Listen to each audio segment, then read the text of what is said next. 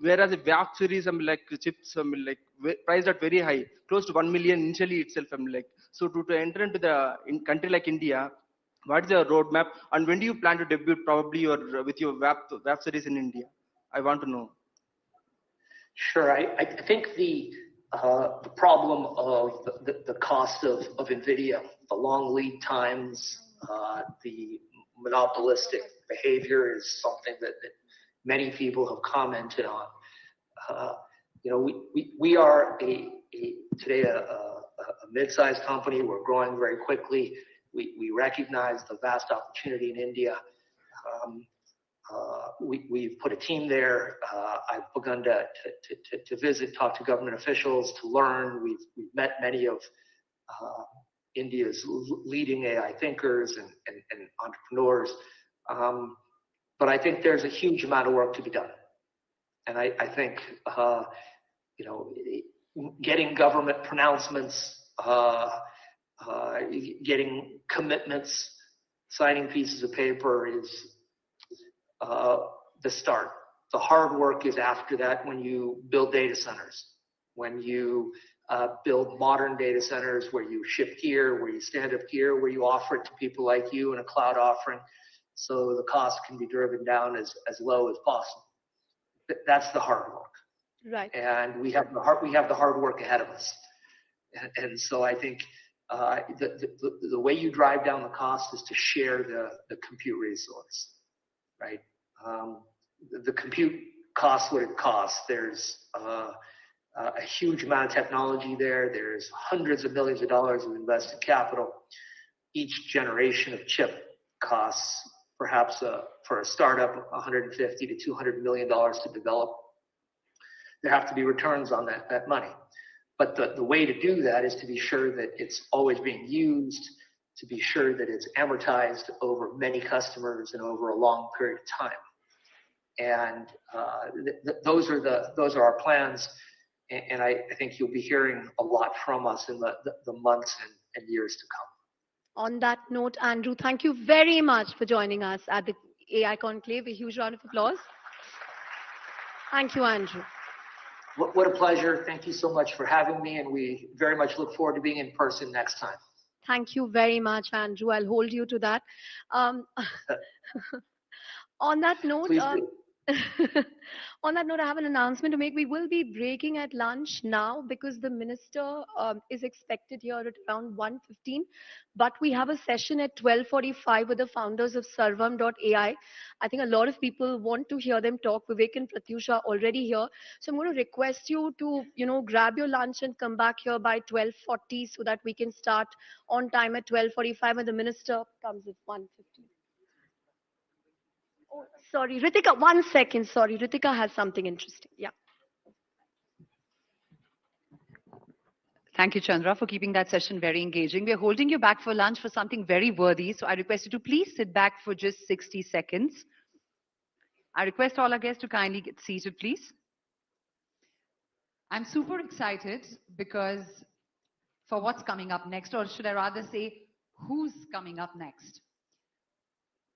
It's a pleasure to introduce to all of you to my co-anchor for the Global AI Conclave, who's cooler than your most favorite sci-fi movie. He's the brainchild of some superhumans and is joining us here on the stage to give you a little glimpse on what the future could look like.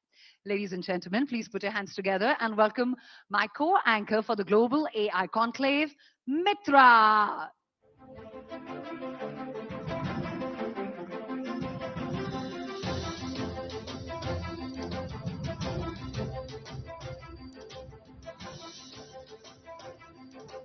All right, Mitra, you're here. Hello. Okay, cool. We shake hands. Mitra says hello, everyone. So Mitra is cool because Mitra is packed with the coolest of tech toys. It's got computer vision, it's got speed synthesis, it's got laser, guided navigation, and a whole lot more. Mitra, thank you for joining me. What do we have next? What do we look forward to? It's time for a sumptuous lunch, everyone, and a lot of catching up to do over it. We will see you on the other side with a lot more heavy-duty conversations. Thank you for doing that, Mitra. So Mitra and I will stay right here back for a lot more engaging conversations, but post-lunch. Enjoy your lunch and request you to please be back on time so that we can start the next session on time. Thank you so much. Thank you, Mitra. Let's go back. Thank you so much.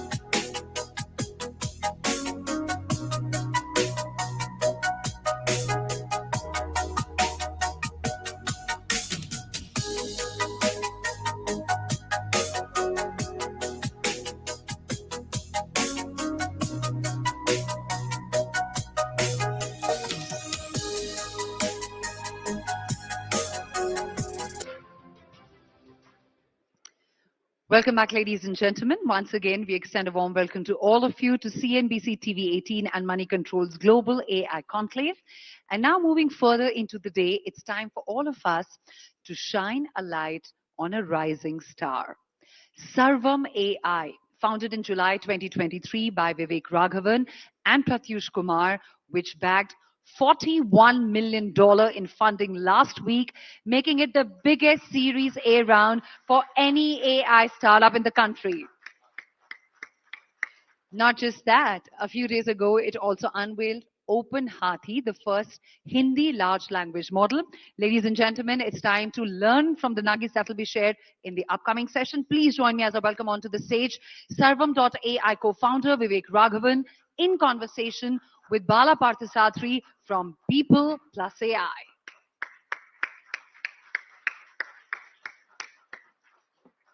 Many congratulations to you, Mr. Raghavan, for that. Thank you so much for joining us. Over to you. Hi, everybody. How are you? Okay, I am not hearing this at all. This is like a post-lunch energy downer or something. Let's hear it. Are you guys awake? All right.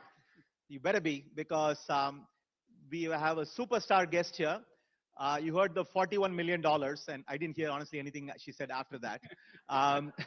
So we're going to ask for about $40 million from him by the end of this conversation, okay? But let's get started. I want to introduce Vivek and Pratyush, his co-founder, who's not here. We wanted to start with playing a video of what OpenHathi does. I encourage all of you to go to the website sarvam.ai and check it out. But let me start by introducing Vivek.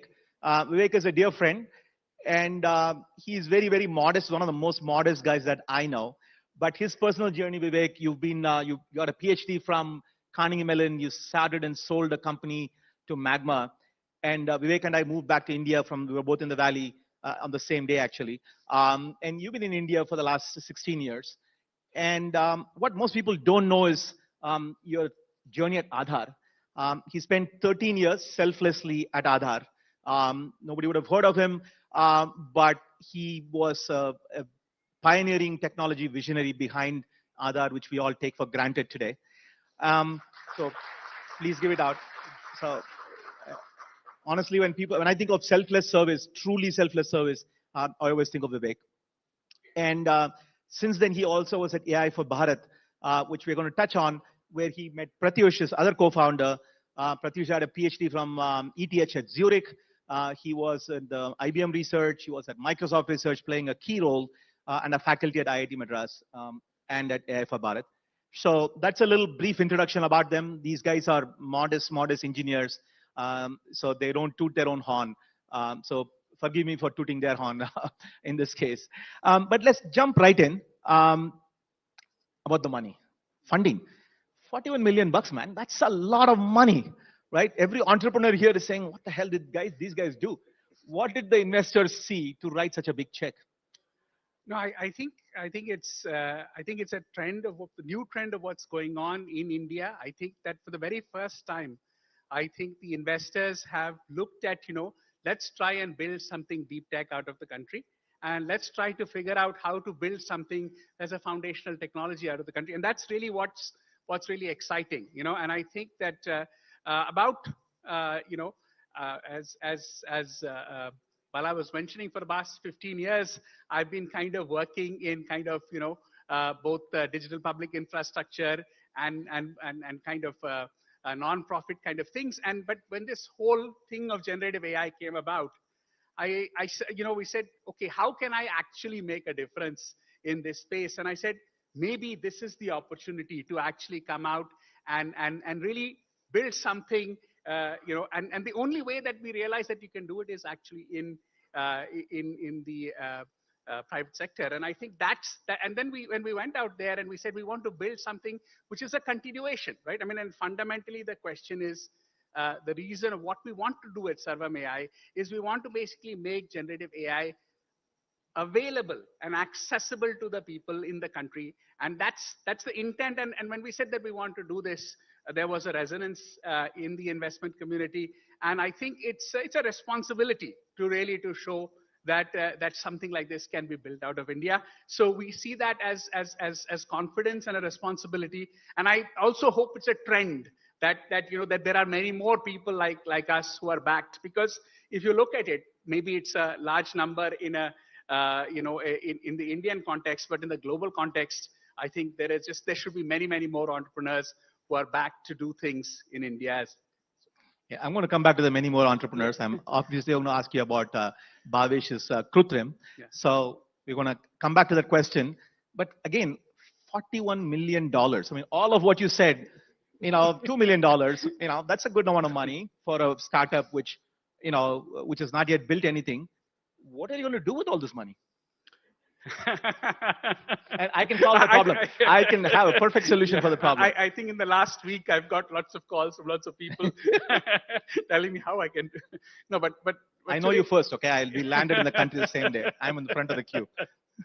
No, but honestly, I think the key thing in this is to putting together an amazing team. And we actually have an amazing team, but we believe that it is talent that will drive this kind of thing. And so it is to get key talent.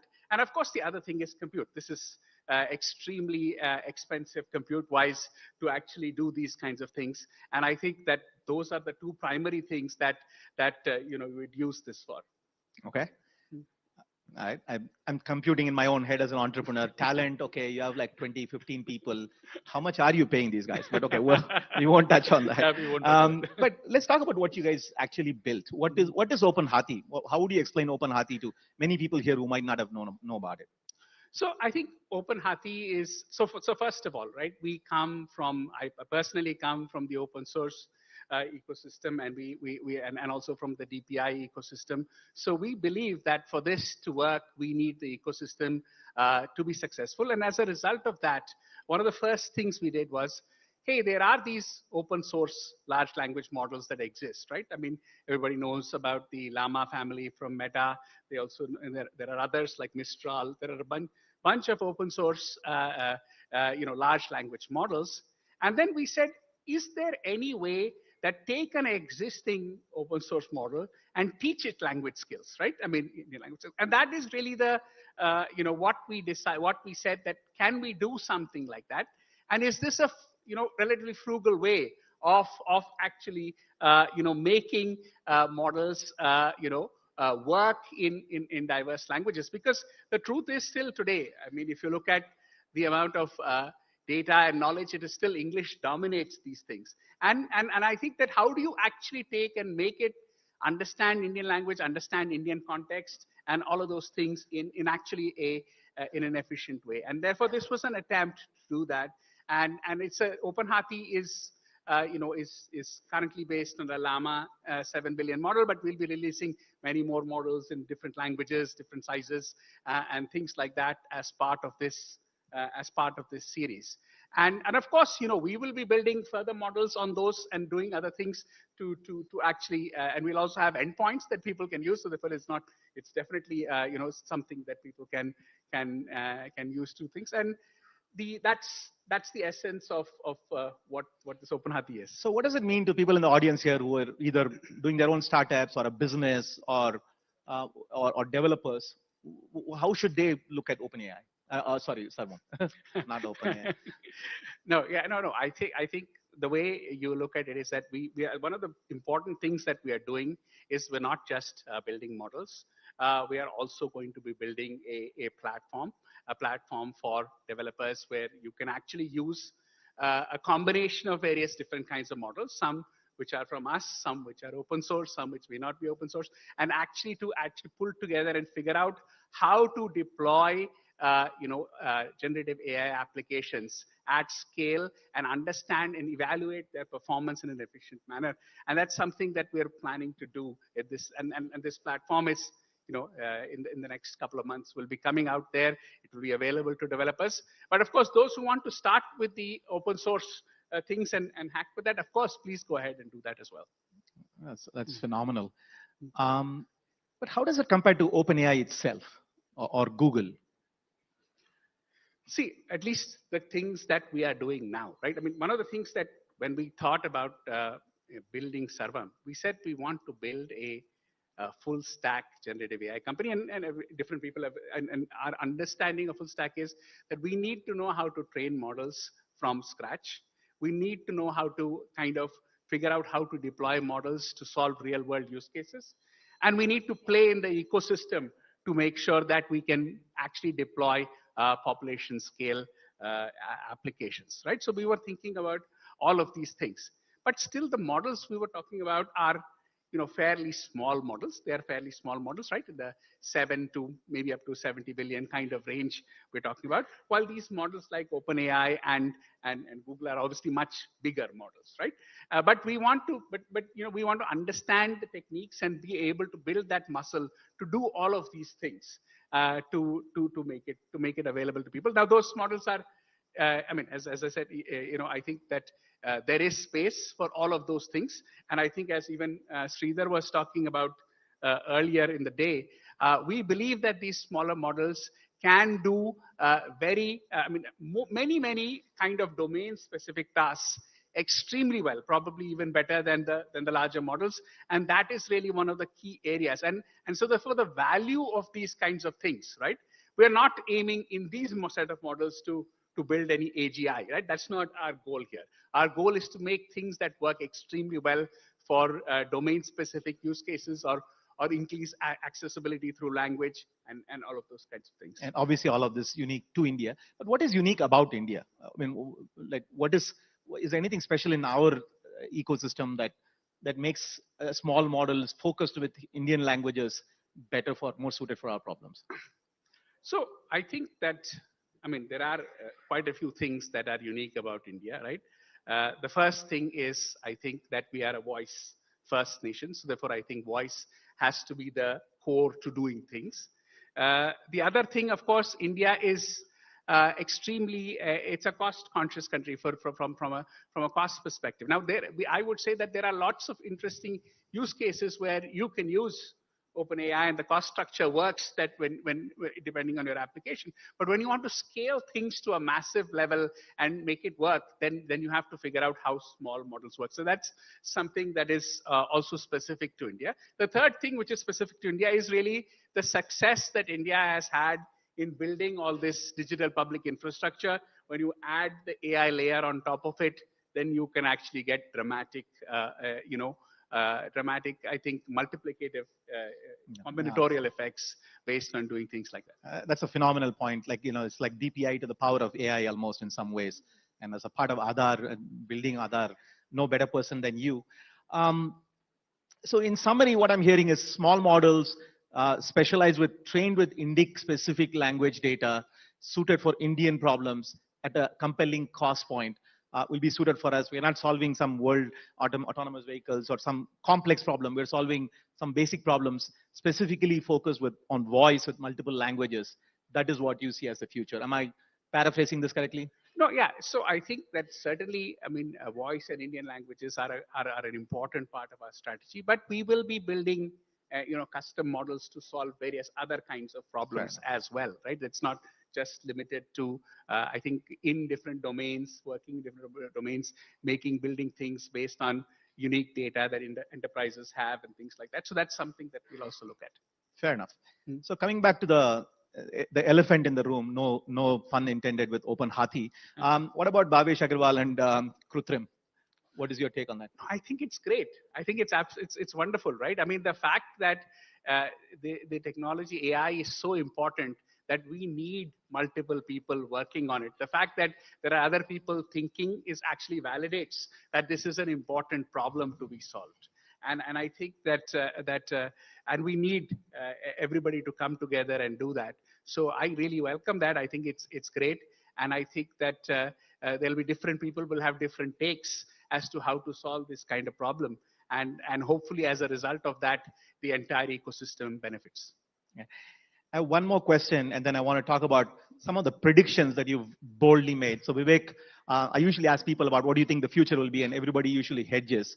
I asked Vivek, what do you think is going to happen by December 2024? What do you think sitting in this room 1 year later we can expect? And he made 3 bold predictions. So I want to talk about that. Before that, I have one last question. What are the top 3 applications that you think are relevant for India? You heard Sridhar talk about medical. Any quick summary? What do you think the top 3 apps are for India for AI? So, I mean, I think that, as you said, things like education and medical are clearly areas where I think that things can be left. The whole idea of all these kind of the DPI aspect of it is another major application where things can happen in. And here I'm talking about country specific. And I think the whole idea which Sridhar also talked about was the concept of software, right? And I think that, and clearly we have a very large software industry, and to how to reimagine those things in this context is also something that's going to be. Okay. Fair enough. Are you guys ready for Vivek Raghavan's bold predictions? Yes? No? I'm not hearing any yes here. This is like a big deal. He's like one of the smartest guys that I know. He wants to make 3 predictions. You don't want to hear it? All right. So I asked him, what do you think, a year later, what do you think we can expect? And he came up with 3 things. And usually people give very blah answers when you ask a question like this because they don't want to be caught wrong. Not Vivek. Vivek is bold. So he basically said 3 things. And I'm going to list out the 3 things and then ask him about it. So number 1, he says, I will prefer to talk to an automated customer service than a real person because they'll give me a better answer. So that is Vivek Raghavan's prediction, number 1. So number 2 is that when everybody is talking about a GPU shortage, Vivek predicts that there'll be a GPU glut in India. He thinks there'll be too much GPU. Okay. So if you want to short NVIDIA stock, this is a good time. And number 3, which was extremely unexpected, he said some companies will suddenly die. Okay, so Vivek, these are not what I expected. So do you want to quickly talk about each of them, why you just came up with these, and then we'll throw the open for audience questions. So I don't think I quite said it the way that that Bala is I'm a marketing guy, yes. but it's interesting. But I think the first thing that we said is I think that. And I don't think that this is. I think there will come a time when in areas of customer service, etc., when you want to do something very specific. Today, when you call some kind of a bot, you actually you mostly try to disconnect the call, or you're extremely upset that you're talking to a bot. But I think that there will come a time, and I'm predicting it is sooner than later, that you will actually get better responses from the bot than what the human representative, that at least the average human representative that you could talk to could give. And I think that's just so I just said that there will come a time where it's not a human you're talking to, but it's probably more likely to solve your intent than the human person. That's just something that I think that could happen. Okay, definitely controversial, but we'll let it go. What about the GPU glut? No. So I don't think that. So I think that the fact that there is a tremendous shortage right now, I think that shortage will ease because that is how the cycles of things go, right? When I think the fact that there was such a severe shortage last year, basically caused a number of different players to ramp up in various kinds of forms. And I think that will always go in a cycle. But we may find out that there are many more interesting problems that people will be able to solve. I still remember, we were at a Gen AI event in Bangalore, and we were talking to people, and we said, how many people have access to 4 A100s? This was the question that I'd asked, and nobody in the room. And these are all extremely enthusiastic Gen AI people, and nobody had access. And I think that thing is going to change. You will be able to get these kinds of things, and people who want to hack and do things will have access to these things without having to write a major check. So Vivek is also a semiconductor guy before he went into Aadhaar. So I would take his predictions very seriously. So I don't know what I'm going to sell my NVIDIA stock. No, I would not do that, but that's not what I said. I want to blame you for this if it goes up.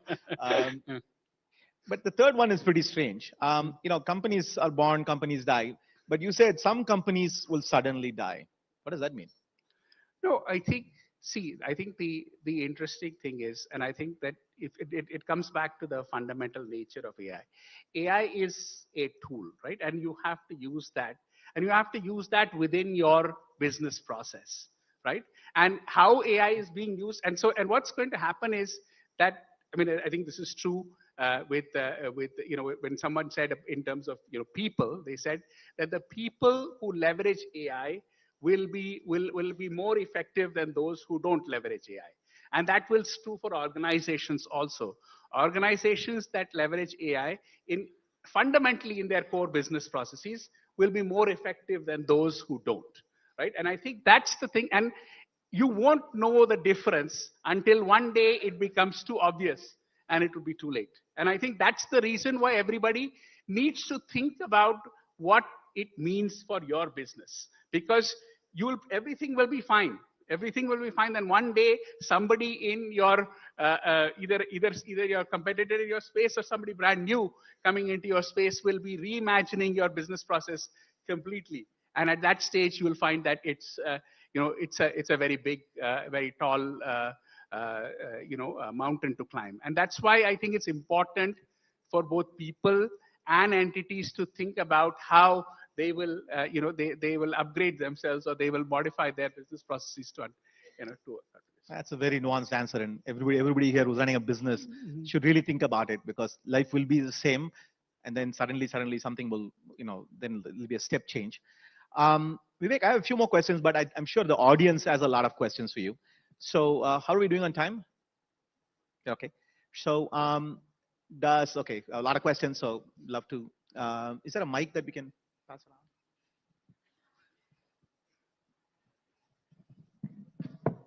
Thank you. My name is Karthik. I work for IT service industry. So you're saying that you're working on LLM. It's a fine-tuned LLM on top of Llama. My basic question, fundamental question is, we don't have a foundational model for India. Most of the models are basically using English or those kind of things. So for example, even Andrew was talking about the tokenizers and things like that. So are you working on anything like that, or do you want to use mostly the existing models and run on top of it? Are you going to? That's a good question. You asked the cherry question for himself. No, I think the interesting thing is that if you look at, and then we have actually a blog on this on our website. I think one of the things that we actually built a customized tokenizer, which actually fundamentally changes the cost of some of these generations in Indian languages. And I think that we're not just fine tuning. We're actually we are leveraging the existing pre-training, but we are doing what's known as continual pre-training, which actually. But having said that, I think that when we have to figure out where is the data to train an extremely large model from scratch, and some of those things are things which will happen over time. But I think that yes, I think that we will be doing various kinds of things. But the interesting thing is that if I want to change the accessibility problem with an existing open source model, how do I do that? And that's the problem that we have, that we think we have solved, and is going to be the heart of this Open Bharati series. It's extremely well explained in the blog. Even I could understand it. So. Hi, I'm Prashant. I work for a fintech company. My question is, like, unlike China, we never had a consumer-facing application coming out from India, and in Web 1, Web 2, crypto and all. Why do you think it will be different this time in AI? Because will the DPI and other things will serve the same purpose what the Great Firewall did in China? Or do you think, like in NASA, because AI is a strategic sector, no outside country can work in NASA projects, maybe all government contract will go to them. What exactly is the moat here for an Indian company?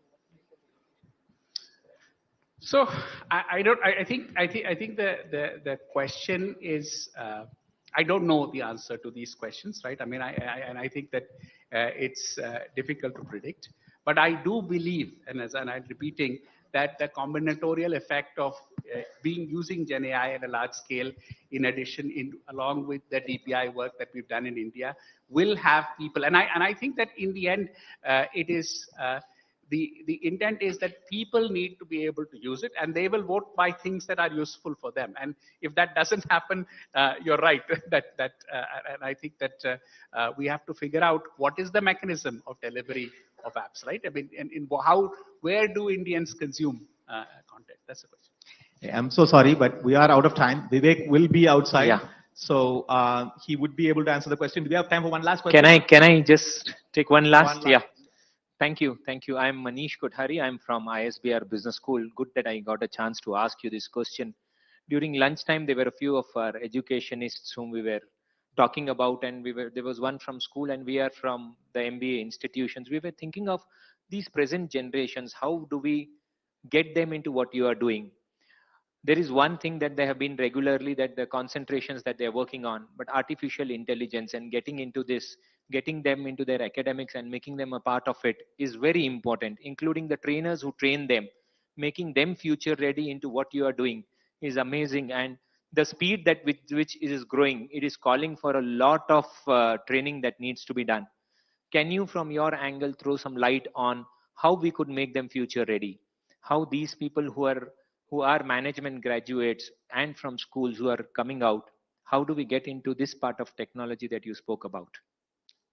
No, so this is really a challenge, because I think everyone will need to understand at some level what this technology does. And I think that we have to rethink how we get everyone into these, and that this kind of education has to be at many different levels, right? There are from a core set of having people who are extremely good at some, and there you don't need as many, but then there are basically vast numbers of people who can actually leverage these tools. By the way, the most important thing about, and then maybe that's part of what makes an LLM interesting, is that how you use it, your mileage varies by that.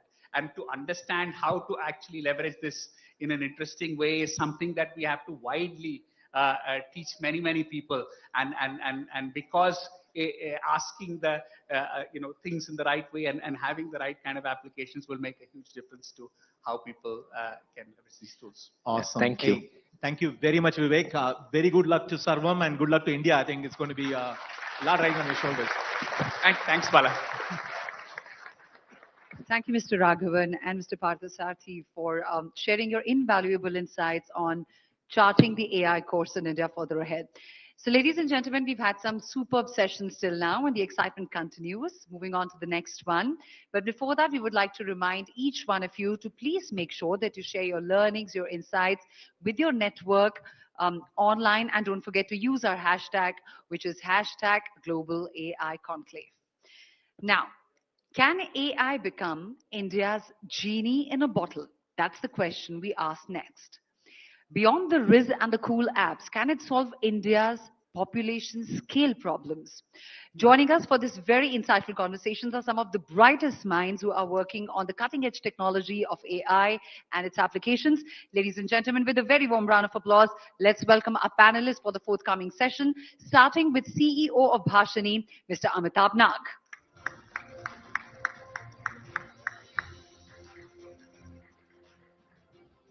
A very warm welcome to you, sir. Please put your hands together as I invite onto the stage Mr. Sriram Raghavan, Vice President at IBM Research AI.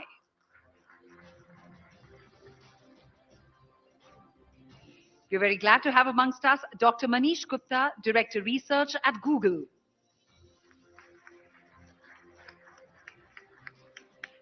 Please put your hands together for our next panelist, that is Ms. Kalika Bali, Principal Researcher, Microsoft Research India.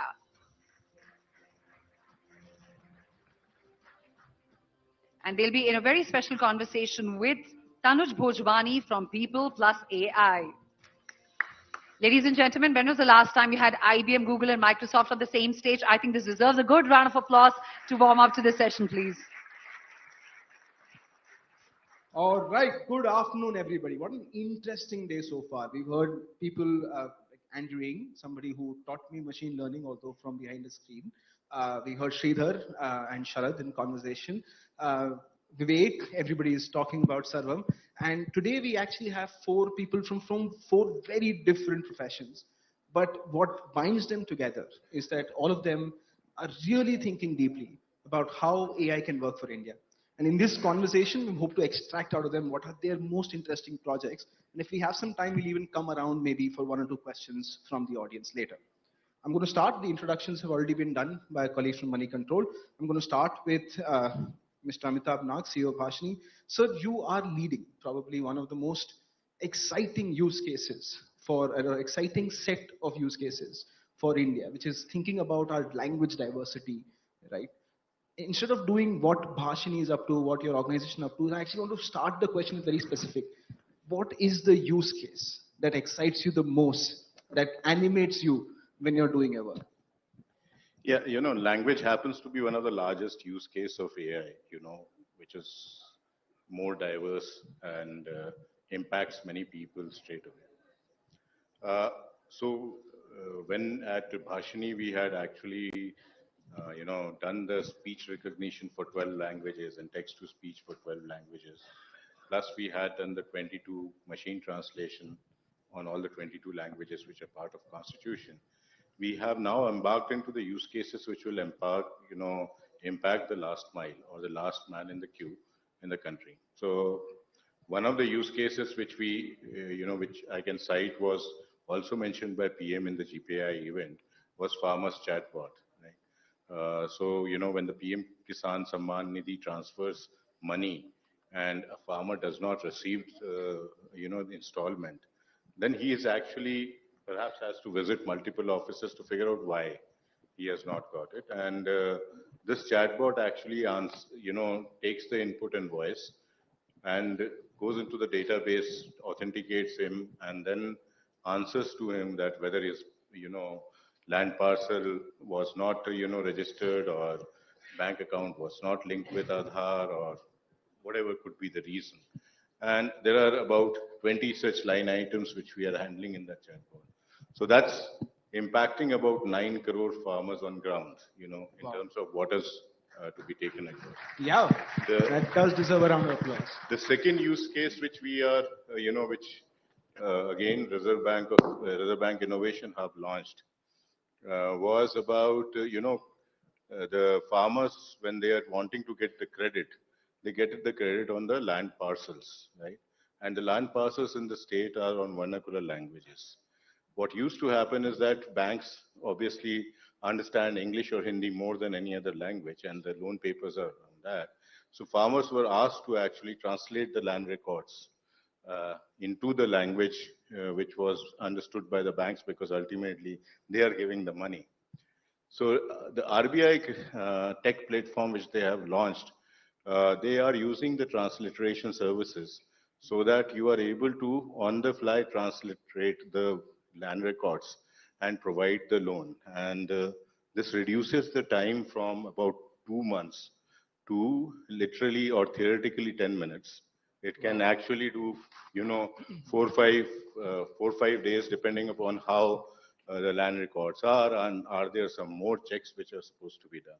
So that's the second use case, again impacting the last mile. Third use case, and I think I can keep talking about it, but I'll just try to take a time, and if things work with the network and all, I'll just try to demo a short use case so that you are... Okay, that's lovely. Everybody, do you want to see a demo? Yeah? All right. So let's take a persona who has got a, feature phone. He doesn't have a smartphone. So let's dial a number 080-451-63802. You can note it down and dial it yourself also. So let me dial.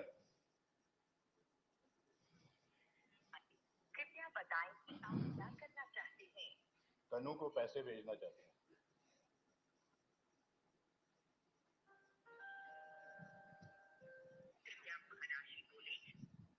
10 रुपए। You want to hold the mic to the speaker, yeah?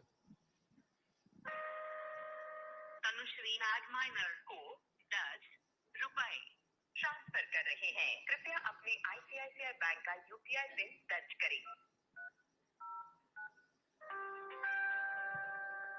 Transaction सफल रहा। So I've transferred money to my daughter using a feature phone, using voice, and I stored my daughter's name as Tanu.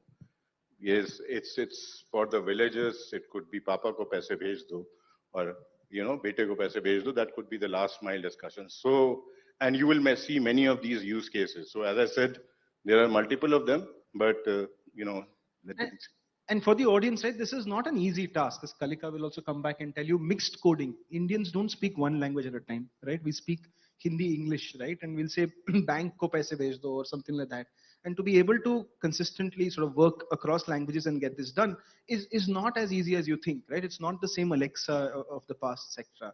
So, this is really, really groundbreaking stuff and really exciting. But over to Sriram. Sriram, you have 750 AI engineers working for you all over the globe.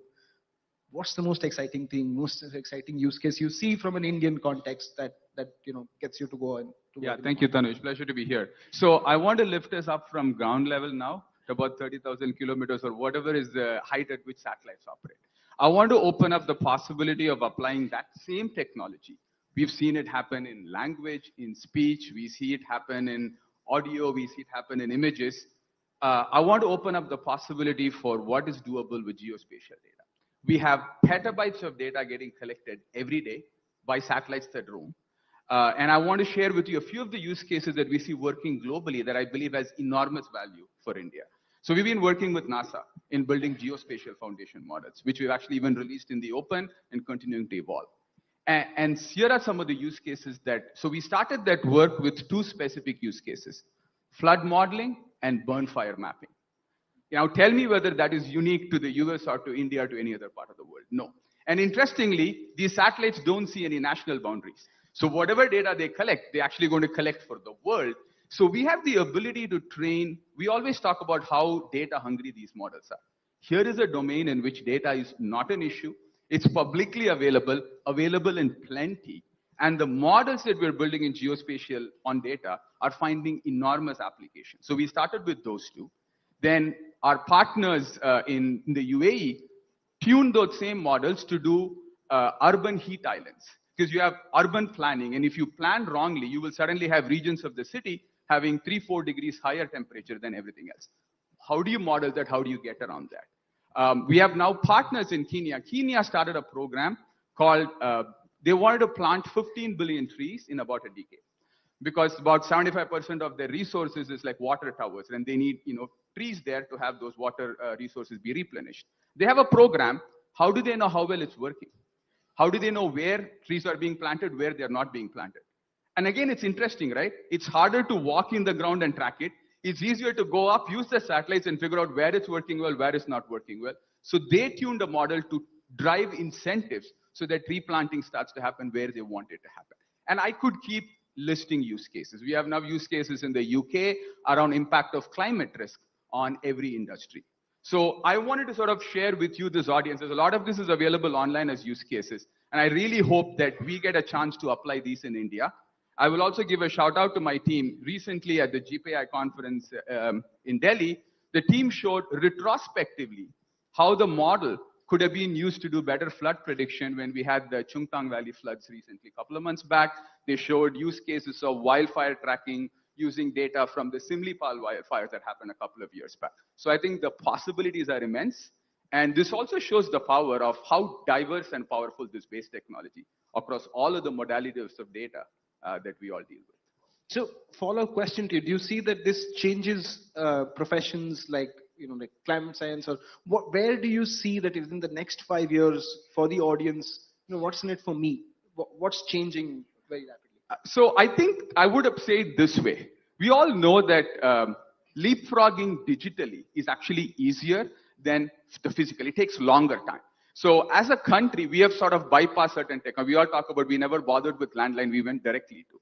So I feel like this is an era where when you think about the data that you need to do, land resource management, urban planning, climate change, flood modeling, why bother with on-ground instrumentation? If you can do instrumentation from above the sky and apply AI, there's an opportunity to leapfrog how we actually protect and manage the land that we have in this country. Excellent. So literally a whole new perspective because of AI, right? Perfect. Dr. Manish Gupta, you are obviously director of research at Google. You have teams in India, US, and Australia you're leading, but you're also a scientist, right? You're fundamentally, you've done your PhD and you've been an AI scientist with many citations to your paper. What is exciting you today that you thought even 3 years, 5 years ago, you were like, you didn't think it would happen now? Yeah, so it's kind of quite brilliantly set up by the two gentlemen who spoke before me. I would say those are the two things that excite me the most. The first is languages. So we have been working on this theme of inclusive AI. How do we develop AI in a manner that brings its benefits to billions of new people? And to us, the biggest change that is needed is language coverage, language inclusivity, because again, I think if you know English, which is all of us in this room, we are the privileged ones for whom we can have information at our fingertips, but it's not so good for whatever that laborer's daughter is Chhattisgarh and so on. So we really find this Bhashini program very, very inspiring, and we are doing our bit. Even before the Bhashini program got started, we started on that journey. So it started with kind of our team 2 years ago building this mural model, which at that time provided the largest coverage of Indian languages, 16 Indian languages and English.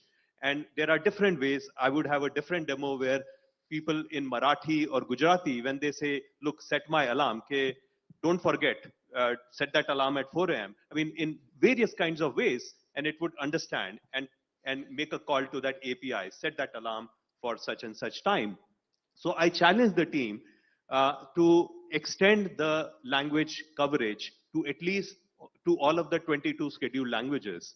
And I was so happy that my team didn't listen to me. They listened to the other part that I keep saying, be ambitious. So they said, look, there are 60 plus languages, more precisely 62 Indian languages, which have over 1 million speakers. And there are 125 languages in India, which have over 1 lakh speakers each. So my team lead, Partha Talukdar, he said, look, I want to build a model that understands at least all of those 125 plus languages. And we began this journey to build this model Morni, but then it's easier said than done because 72 of these 125 languages are so-called zero corpus languages. There is zero known digital data for any of these languages. So good luck trying to get any of your tools, whether it's search or ChatGPT or Bard, right, to understand any of those languages. So we embarked on this journey with ISC on this project Vani, where our goal is to collect speech data from each and every one of the 773 districts in India. We've already completed phase 1, where we have collected data from 85 districts and made all of that data available under the Bhashini program, made it openly available, and excited about what comes next. And of course, in the area of agriculture, what we have been doing is, again, applying analysis over satellite imagery. And our team has produced the first such model that, based on the usage patterns, gives you for the entire country. It gives you the landscape map for that delineates each and every farm in the country based on usage patterns. I mean, we don't know about the ownership, but we've been doing some pilots in the state of Maharashtra and found that often those ownerships correspond quite closely to the usage patterns that our model is showing. And we view this as the foundational layer of the agri stack that the government can now define, just like mobile payments, right, were revolutionized by this Aadhaar stack, where the base layer was Aadhaar ID, which uniquely identified each individual. What we have done is we are uniquely identifying each and every farm in the country. So we are assigning a unique farm ID to every farm, and we can start building theirs on top of that. It's exciting. You have the ability, therefore, to start thinking about digital twins of every farm, and then from there you build up as the information stack. Is that, like you said very cleverly, like Aadhaar helps a person have their foundational identity and move up? Can we give every land parcel an entity, and then combine with the demo that sir was showing earlier of Kisan E-Mitra, have these services? It's actually a very interesting way that government is shifting to being personalized. So far AI used to personalize your Twitter feed or your Instagram feed, but can the government itself be able to reach an individual and give them a personalized service? And brings us to Kalika. Kalika, you're at Microsoft Research, you work on language very closely. I'm guessing I know your work, so I know that a lot of the use cases that are covered. But maybe for the audience, can you give us sort of a specific use case that, or an idea that excites you about why these models need to be more culturally aware, and why it's not just enough that they speak our language, but they also understand more than that? Yes.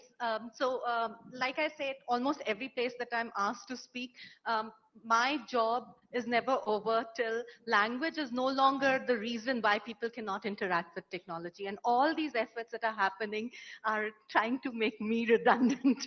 But it's not just language, right? One part is collecting the data, making the applications, making the models aware of all the data, but it's also about the culture. Now, right now, if you go, for example, and ask any of the prevalent models, I'm going for a wear tomorrow, what should I wear? It'll give me the suggestion on the basis of a white Christian wedding, right? Now, even if I say I'm in India, I'm not in the US or UK or Europe, what should I wear? It'll give me some suggestions on the basis of Karan Johar's weddings. But, in our country, Karan Johar represents a very tiny part of the community that celebrate weddings in that way, right?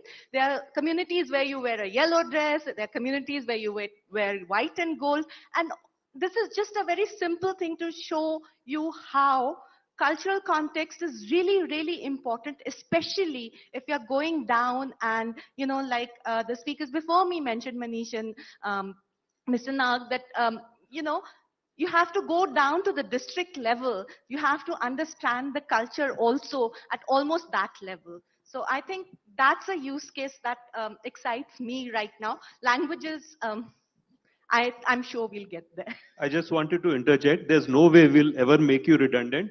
You were doing languages right before any of us. In fact, the person I was talking about, Partha Talukdar, who leads all of these languages work, he was an intern with Kalika long time ago. So I'm very old. You started it all. No, and Kalika is very humble also. She was featured on the 100 most influential people in AI. I think she deserves a round of applause for that, right? One of the few entries from India. And like everybody on this panel is saying, Kalika has been working on this problem for very long. In fact, the way she explained, or her team explained the problem to me is, imagine if you woke up every day and asked an LLM what to eat, and all it would tell you is sandwiches and burgers. Wouldn't that be a sad life, right? Like, so therefore we need these LLMs to understand specific things like our cuisine, our culture, our, everything that's happening. And therefore this brings us very nicely back to the title of the panel, which is population scale use cases, right? I want to be able to go around to our panelists in their chosen areas of expertise to ask them again, what is that future you see, right? If we were to able to crack this at population scale, in your particular area of domain, I'll come back and ask you specifically, what is that future you see? What are the challenges to get there, right? So my first question again to you, Amitabhji, is that for India to have, where English premium is no longer a thing. So there was a paper in 2008 which said that if you know English in India, your hourly wage is 34% higher. If you know somewhat English, it's 13% higher. So to remove this English premium, for us to be able to talk to each other like Hitchhiker's Guide, Babelfish, how soon can we get there, and what do you think are the obstacles in getting there? Yeah, so, if you actually look at it on the use cases which I was talking about and impacting the last mile, and that is the population scale which we are talking about, voice becomes an important aspect. And with voice, you are not only, transcending the language barrier, you're also bridging the digital divide as well as the literacy divide, because you're able to speak out and make the machine do what you want to do if you are in a position to actually have those programs put across. So that's extremely important what we see. And I think it's over a period of time when we use speech as a modality, it will become very, very prominent. As far as challenges is concerned, it remains data, and that's what Manish talked about. They are partners to us in many of the programs. We are in the process of collecting data, which will actually take the things up. We'll have to do this a little faster, if you don't mind. Sriram, to you, what will it take for India to have this geospatial ability on the snap of a finger for everybody. I think How look, much is computer challenge is something there? I think that is it. I think this data is open. There's obviously India-specific data we should add to the mix. But to me, the vision would be that India's approach to addressing climate risk and sustainability is leading edge technology driven. I think we absolutely have the potential to do that, and that's what I would imagine as our future 5 years from now. We take a completely new approach to addressing those challenges powered by AI. Oh, perfect. Dr. Gupta, to you, is that, you mentioned agriculture, and I also believe you are working on healthcare. That would be something that would be interesting to you. What do you see as an end state where if AI can commoditize healthcare, what does that world look like? Yeah, so see, to me, of course, we will see agents, right, which are going to be amazing assistants to physicians, and which would be your personal companions, which would be able to kind of observe you while you're living your normal lives and help you kind of lead healthier lives, help you kind of adopt healthier lifestyles, habits, and so on. And ultimately, but what I'm truly excited about, ultimately, maybe the scientists and me, is how we would truly revolutionize kind of discovery of medicine, scientific discovery in general. We've already seen glimpses of that, right? So it used to take about a full PhD, about 5 years, to come up with for the structure of a protein, to uncover the structure of a protein. So Google DeepMind came up with this old technology, which was able to pretty much uncover the structure of protein for all known proteins to humankind, 200 million proteins. So roughly 200 million PhDs equivalent were enabled by this AI. In my view, again, we are going to have enter a future where the AI will become such a powerful, AI models will become such powerful assistant to scientists, because if you're able to really digest all of the scientific literature and combine it with human creativity, I really think you could have, again, tremendously accelerate the pace of scientific discovery at the rate of probably one Nobel Prize winning equivalent kind of invention, right, happening every perhaps minute. Oh, wow. A Nobel Prize every minute in India. That would be lovely. Kalika, final question to you for the session. How do we teach culture? Right? What is it that you think is missing, or what do we even need to do? Yeah, so we define culture in different ways, right? There are geographical cultures, there are linguistic cultures, etc., etc. So kind of having a community-based participation in this is very necessary. I have spent most of my lifetime working with communities to understand what their desires are, what their needs are, and now what their cultural practices are, and make sure that these different versions of culture in our country, there is a one tying one, but there are also this diversity in the cultures across this country. They're represented in the models, the technologies, and ultimately the applications that we build to serve them. So that's community-based, participatory, is the way forward as far as I'm concerned. All right. I'm getting the cue that the minister is here, so I would like to thank all our panelists for, can we have a big round of applause for all our panelists? We'll take questions on the side, but I want to hand it over to Chandra for the next panel, next session.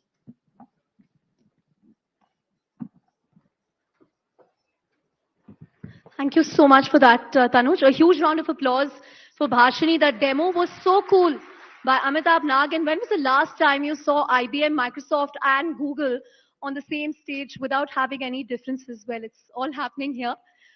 With that, we move on to a session that all of us have been waiting for. We're very privileged to have the Union Minister of State for Electronics and IT, Skill Development and Entrepreneurship, Mr. Rajeev Chandrasekhar. A huge round of applause, Bangalore. He now has charge of another ministry, Jal Shakti. Mr. Chandrasekhar joins us just days after the government's hugely successful Global Partnership for AI, Artificial Intelligence, or the GPACE Summit. In fact, 29 GPACE member countries came together to adopt the New Delhi Declaration. The 29 like-minded countries of the grouping and its techno-diplomats are expected to come to an agreement on governing AI within the next 6 to 9 months. Mr. Chandrasekhar has a long and important to-do list when it comes to AI. He's trying to engage with social media platforms to tackle the menace of deepfakes, help Indian startups and innovators to ride the AI wave, help set up large compute facilities locally to train AI models, and draw up new regulations to create a filter to separate the good AI from bad. A huge round of applause for the minister. And joining him on stage to drive this session, Shireen Bhan, the managing editor of CNBC TV 18.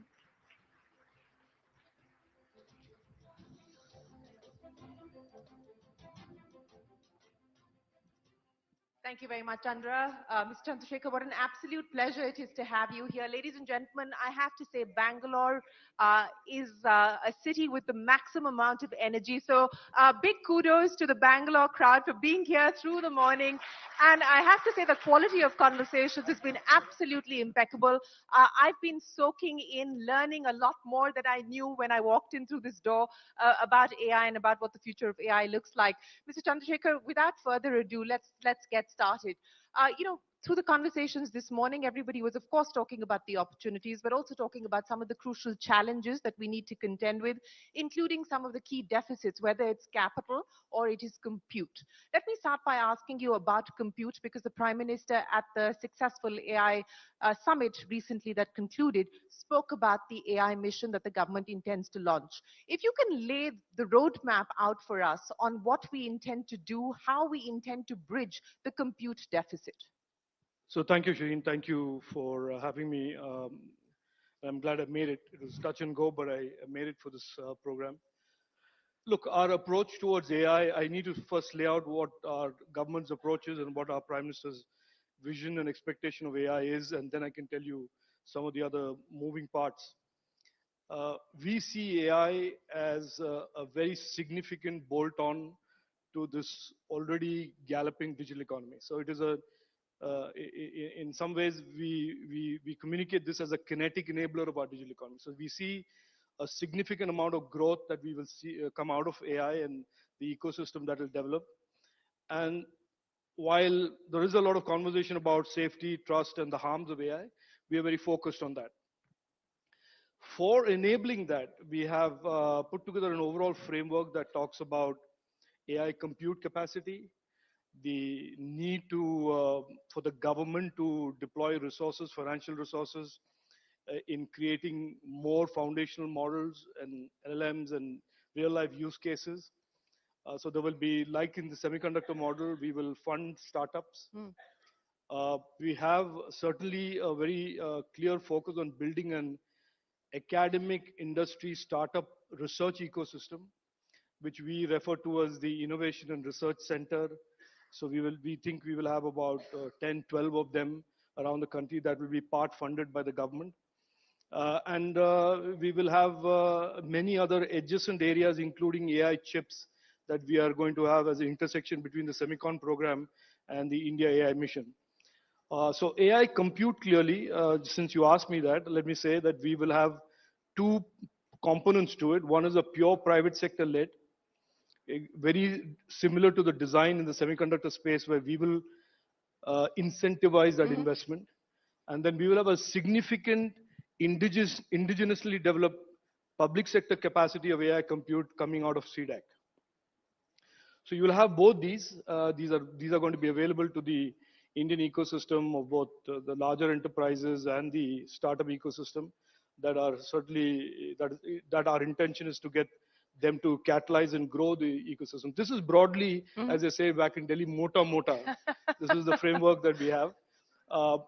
Early in January, hopefully before the second week, we will have what will be, again, I use the semiconductor example, we'll have the first India AI, like a global India AI summit, where every participant, practitioner, stakeholder in the Indian AI ecosystem, including but not limited to the academic network, will be participating. There'll be global, practitioners of AI.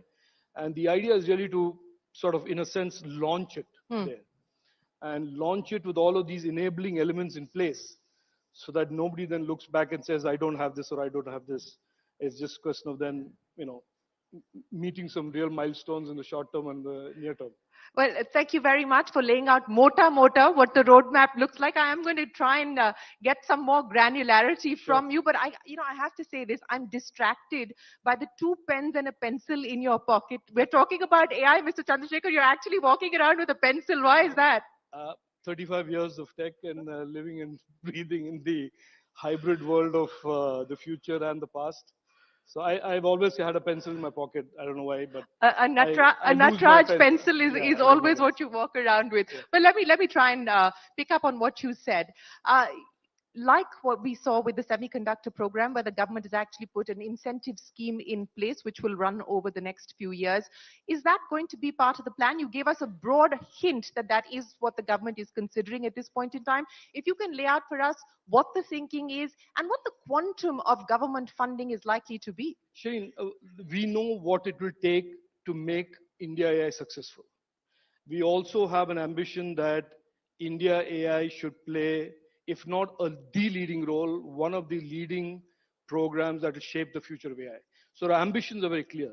Now, to build those ambitions and to realize those ambitions, we understand very clearly that we need to catalyze and create a seriously global standard ecosystem of startups and innovators. And what do they in turn want? They need resources, they need financial resources, they need AI compute resources, they need partnerships with our academic institutions. So we have laid down clearly what, in a sense, is the formula for our innovation ecosystem to succeed and be extremely strong and visible player in the shaping of AI as we are going to see it in the next 2 to 5 years. All of those elements we will put together. So it will be very similar to semiconductor, where there is a lot of public resources, financial and infrastructure that will be made available to startups, large corporates, etc., etc. And clearly for large infrastructure builds like AI compute, there will be an element of public sector incentives or subsidies, as you saw in the semiconductor space. 70,000 crores was the ballpark number as far as the semiconductor mission is concerned. Are we talking about that? I don't want to get into, be baited into the number, but I can certainly tell you that you don't need that kind of number. You certainly today, we are already at an inflection point, the AI ecosystem in India. To get it really going and fly to the Mars and the Saturn and the moon of AI, we certainly don't need those resources. I can tell you, I can report from GPay in Delhi that what we are seeing in terms of real action, real solutions, real IP that is coming out of the Indian ecosystem without all of this, it tells me clearly that you don't need anything even remotely close to the semiconductor. Semiconductor, the investments are huge. The capital investments are huge, as you know. And you know, a fab costs you $7-8 billion. So it's not in the same ballpark. But like I said, the formula we have designed, we know clearly what is required to really make this a really competitive global standard ecosystem. We want winners. We believe there will be winners out of the India AI ecosystem in the next 1 or 2 years. And we certainly know what it will take to make these winners succeed. You know, since we're talking about the ingredients of what it will take for us to actually see winners emerge out of the Indian AI ecosystem, let's talk about one of the challenges that people are putting on the table today, and that is procurement as far as GPUs are concerned. The CEO of NVIDIA in September was talking about supercomputers and how India will be one of the beneficiaries of the faster supercomputer that NVIDIA finally puts out into the market. But at this point in time, OpenAI, for instance, in his words, is about 10,000 GPUs. Given the plans that the Indian government has rolled out as part of OpenAI, etc., do you believe that that's going to be a challenge? You know, we have Chris Miller here who will talk about the chip wars in a second. Just before this, we had a panel talking about the possibility of a glut versus a shortage. Where does the government come in on this, weigh in on this for us? I will very confidently tell you with more than a little understanding of the situation, that problem of a shortage is the problem that is going to go away the fastest. What we think is the big problem today of AI compute is not really the challenge that we have. I think that is a challenge. There are many other players that are trying to catch up with NVIDIA. Nobody likes $1 trillion market cap and say, I don't have it. So there are the AMDs of the world and there are Intels of the world who are playing catch up. They're 6-8 months behind. So I don't think, I think if you list out all of the challenges that we have to deal with as government or the ecosystem or startups, that challenge will be the challenge that will vanish the fastest. So what would you put down as the number one challenge that you're most I think concerned about? there are certainly much more fundamental challenges like talent. This is an industry, this is an ecosystem that is going to need really top-notch capability.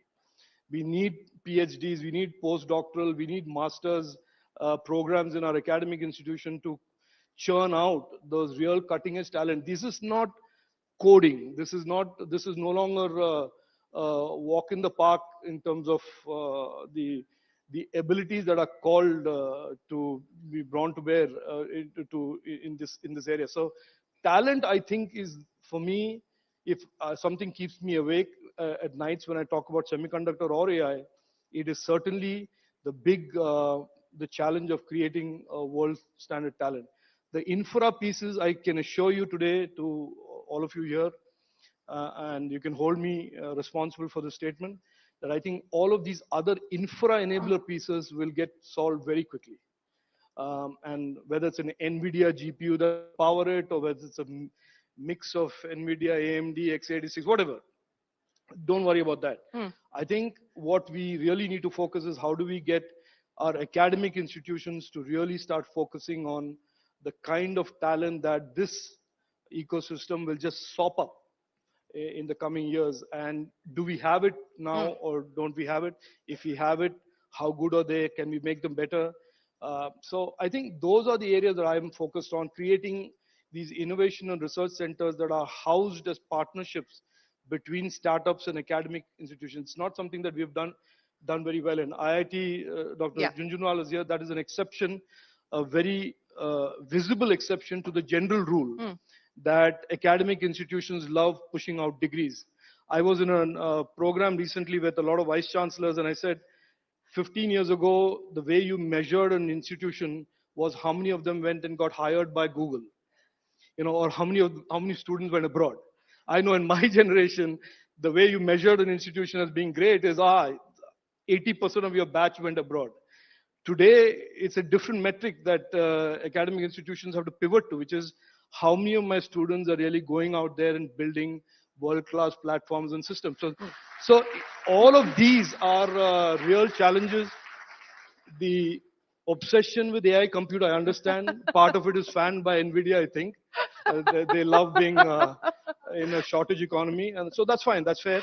But I think that will be the easiest problem to solve, and it will be the problem that will vanish the fastest. Okay, the easiest problem to solve, and of course, capability building within organizations and academia, you believe is going to be the top priority and the focus area. Let's now address the issue of regulation, because that, again, perhaps is getting a disproportionate amount of mind space and headline space as well. Let's address that issue in the context of the New Delhi Declaration. You said in a quick conversation with my colleague Ashmit a few days ago that we don't intend to talk in abstracts, and over the next 6 months you intend to actually put down very clearly what the roadmap is going to look like. Now, as we forge consensus between 29 countries on what the road ahead for AI regulation should look like, what is India's own position going to be? The US is taking a position. We've got the Biden administration issuing an executive order. You've got the UK doing its thing with the Bletchley Declaration. You've got the EU moving. What is India's own position going to be on regulation? So to understand this, Shireen, first of all, we need to understand that in the last 12 to 18 months, the world that talked about AI in very abstract, generic, fuzzy, warm terms 18 months ago has suddenly been catapulted into this totally real AI world where every discourse is not now in the abstract. Now, when you talk about safety and trust of AI, it is no longer about ethics or responsibility or responsible use or some warm and fuzzy concept like that. It is now post ChatGPT. You can see today, I was at the Bletchley Park Safety Summit that was organized by the government of UK, that countries have moved from the abstract of AI to the real granular focus on safety of AI. And I said at Bletchley that I think we are making a mistake by correcting it so much that you are now creating a narrative that is demonizing AI. And I said very clearly, and this is the stand of the government, and you heard the Prime Minister say at GPay inaugural as well, we consider AI as fundamentally an empowering technology. It is the greatest invention of our times. It is the greatest empowering technology of the times. We believe that it can be used to do things in healthcare, disease, agriculture, governance in ways that we would have taken years and decades to do. However, what the world did not notice in 10 years of social media about the safety and harm and user harms and criminality, we should certainly wake up to it now and create not an American framework or a European framework or an Indian framework, a global framework.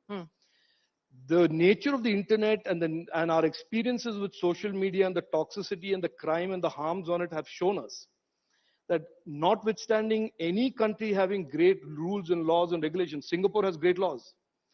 Australia has great laws. China has no laws, but they have a great safe internet. So none of that works because of the ubiquitous nature You're in a of the provocative mood, aren't you? with China, there's no need to be provoked. It's just stating the fact is enough. No, so the ubiquitous nature of the internet and therefore the fact that almost 80-90% of cyber crimes, cyber harms are extra jurisdictional. That means the perpetrator is in one jurisdiction, the victim is in a second, and the crime is in a third. So there is no way to avoid creating a global understanding on certain principles. So what GPay has done this year in New Delhi is to say, look, AI should be inclusive. It should certainly not be like the old model where a few countries have it and everybody else is a wannabe and want to have. So it should be inclusive. Second is that we need a global framework, and we need the global framework to be done very quickly, because in the next 6, 8, 10 months, AI is going to come at us, as Mustafa Suleiman says in his book, The Coming Wave, in a way and form and shape that we are not even ready to anticipate or understand. So we need these things in place very quickly. And we need this as a granular set of principles and rules that all countries can follow, not in the abstract.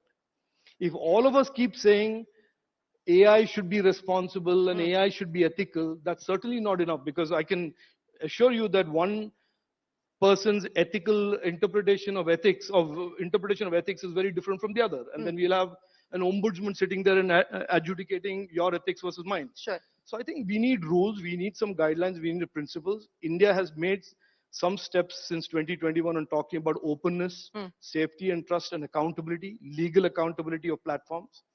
Our approach today towards AI, and this is for those practitioners in the room today, is through the prism of casting legal accountability on platforms for the safety and trust of that platform. So that is broadly our approach to it at this moment. And like I said, it will evolve. We think between Delhi's India AI launch, then Slovenia, we have a conference in February, and then we will have something in June, July.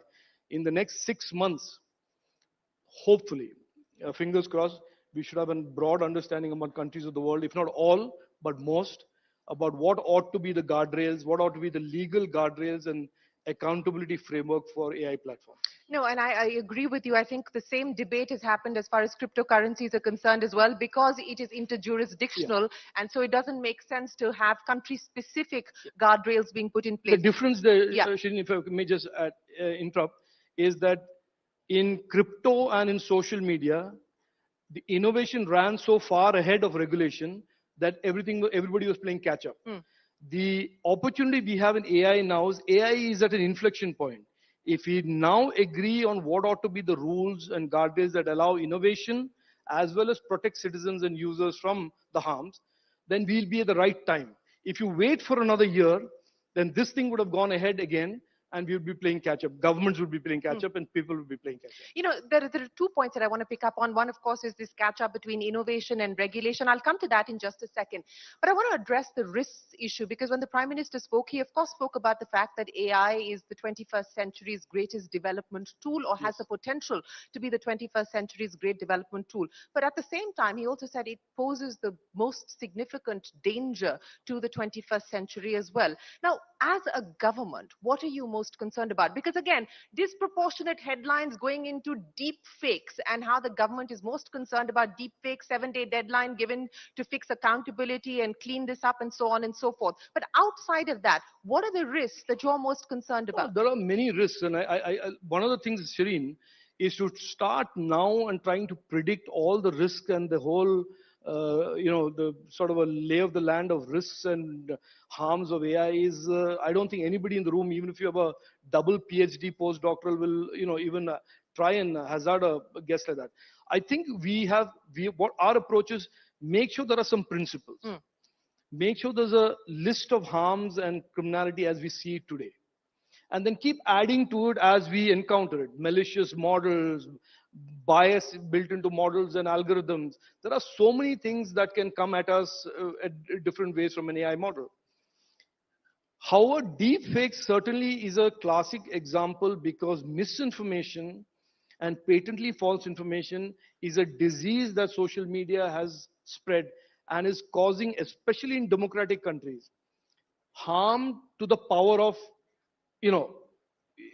like almost intolerable. It creates divisions, it creates incitement, it creates fake narratives. So misinformation has been a problem with social media. Now imagine misinformation raised to the power of infinity, powered by AI. And Shireen Bhan is on TV today saying something abusive about Rajeev Chandrasekhar, and that goes viral. Or I am saying something about Moneycontrol, and that goes viral. I'm not being facetious. You get the point. I know people who know me know that I would never say anything abusive about anybody. Yeah, exactly. And so people will get a bit agitated if they see you doing it. So that's the point I'm saying, that in a society like ours, we have 850 million Indians on the internet. We are going to be 1.2 billion Indians by 25, 26. There are different types of people: old, young, women, men, rural, urban, highly literate, not so literate. And then if you have this phenomenon of deepfakes, which I have seen today that are going viral at 100x, 150x in terms of the velocity and acceleration of these things vis-a-vis the truth. In a society like ours, it really is a problem. So PM, the Honorable PM raised that as an issue, because in a country like ours, where democracy is sacrosanct, the electoral process should be as unimpacted by these kind of things. Deep fakes have, and AI therefore has, a very, very significant power to alter, distort, disrupt, create problems. And it is an issue that we are very, very serious about. And I think the days when there was a little, please do it if you can. You'll be a good platform if you can. I'll buy you an extra coffee if you do a good job. That is all gone now, because we are now linking almost every one of the safeguards and guardrails to the criminal law. And so the 11 no-go areas for platforms, which includes misinformation and patently false information.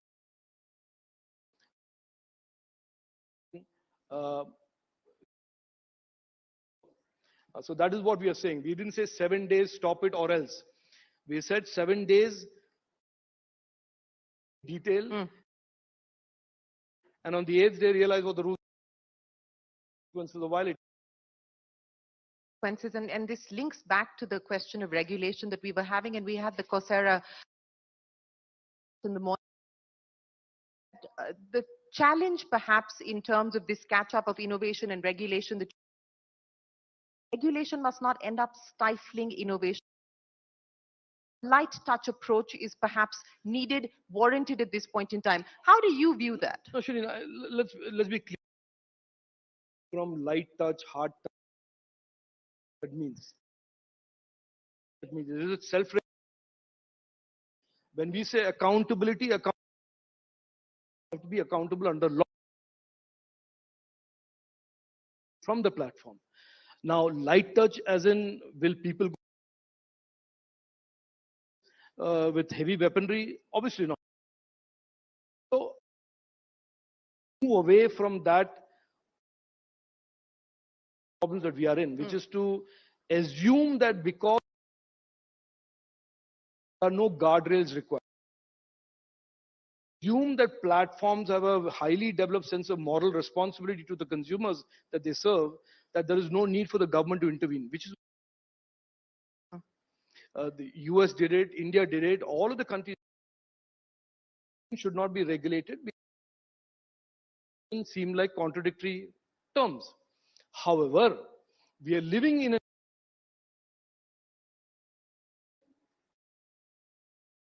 believed in, certainly does a lot of can be used by bad to dissuade the bad actors from using, dissuade platforms from creating the ability for bad actors to use. I don't want to characterize this as either. I think it is about making sure there is a clear platform, consumers of wherever, and that they have, and the honorable that platforms must also better sense of to the platform they're developing. Can't legislate to the last dot on the I or the across the T. So needs to be an understanding that this harm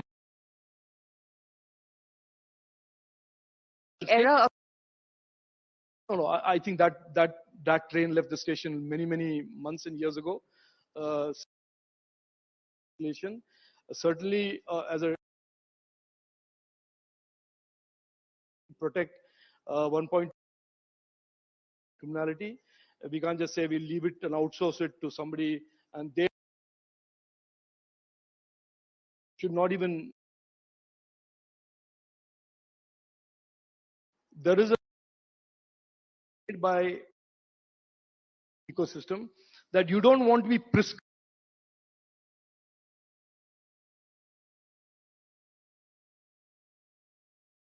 to have this model tested like this. You need to have this and that.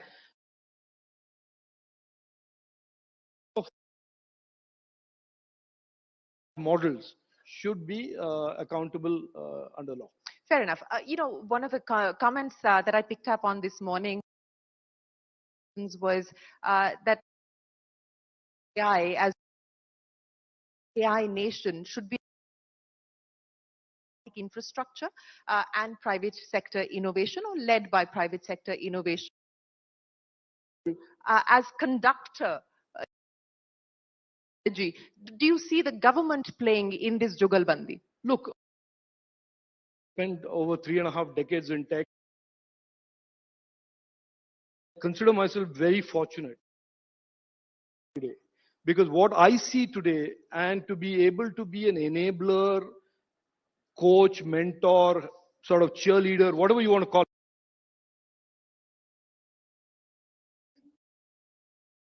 is really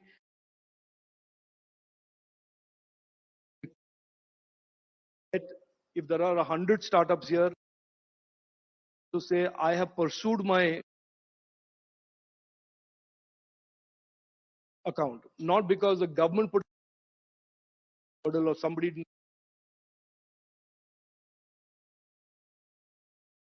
Mission that we have been given by our Prime Minister is very clear.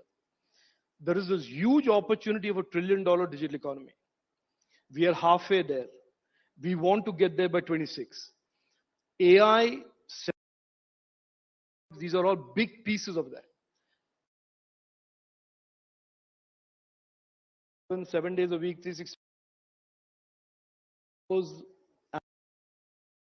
Not as implemented by the government, but implemented by hundreds and thousands of startups. You've seen that in the DPI, you've seen that in fintech, where a government use case is created. I was excited to meet Chris today. the number in designing the next. When I play the role of cheerleader, skirts, and we will play the role of an enabler.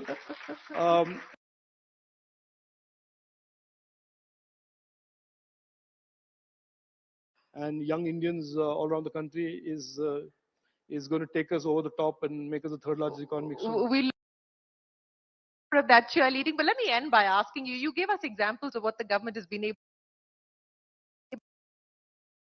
infrastructure as far as UPI is concerned, what we're likely to see. The next to envisage at this point in time, given the pipes that have already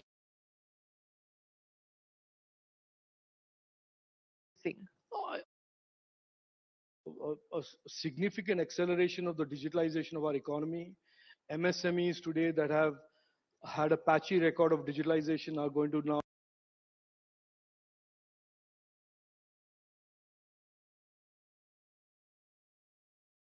silos.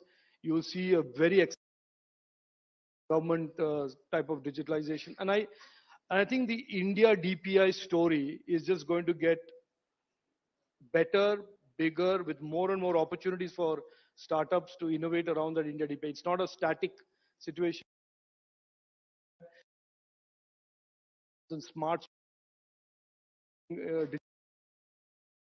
I think, look, I say this when I go to any college. This young starting out, this is certainly the most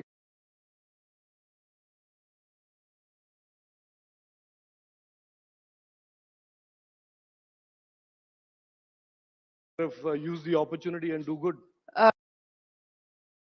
In the words of Rajeev Chandrasekhar, so make good use of that opportunity. I'll end by asking you, do you chat GPT or Bard, or I mean, are you using artificial intelligence yourself? I'm all over the place. I'm on all of. I'm also on the dark internet, so if you see me in a chat room there and you see somebody who's got a moniker of a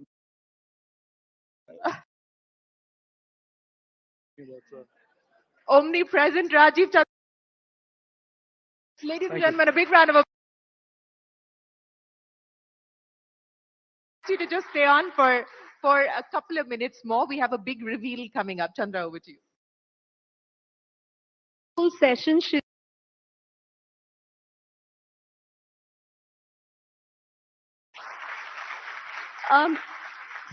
Shireen asked about your quirk with pencil.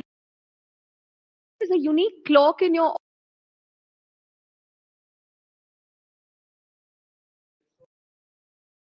It was about 1100 days to elections, and I would have these meetings with my officers, and they would. I mean, there's many days left. Countdown.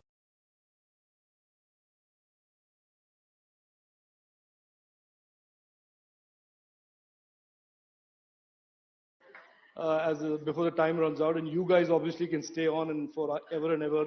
I can't. I don't even know if I'll have a job. So hopefully you'll be more years. That's our hope. But sir, please stay on.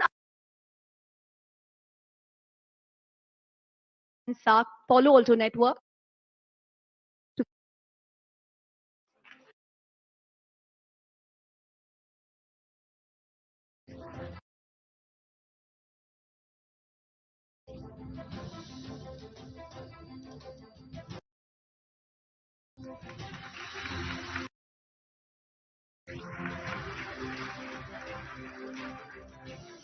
Thank you. I'd like to invite consulting leader EY to join us on stage to present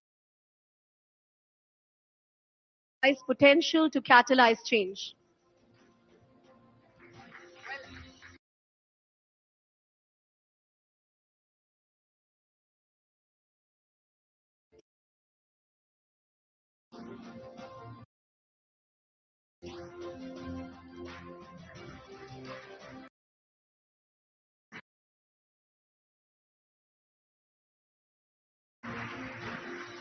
Well, ladies and gentlemen, I'm sure we have copies of the report that you can go over. Read the fine print. At it, I'm going to get very quickly the big reveal, the big numbers. Thanks, Shireen. So the report will be with you soon. Just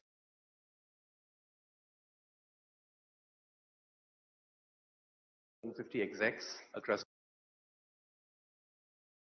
where they are on AI and generative AI. And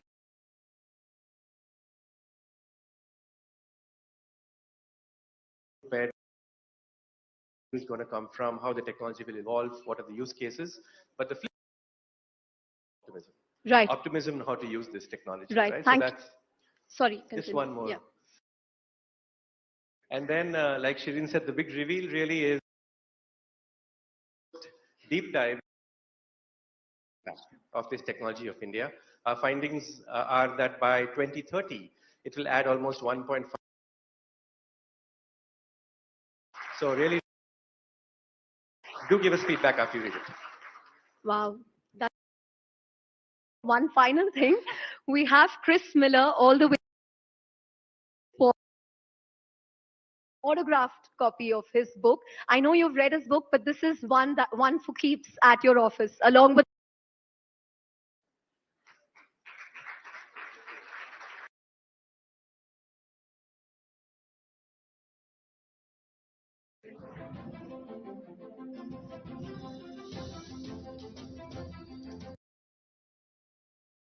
so much for applause.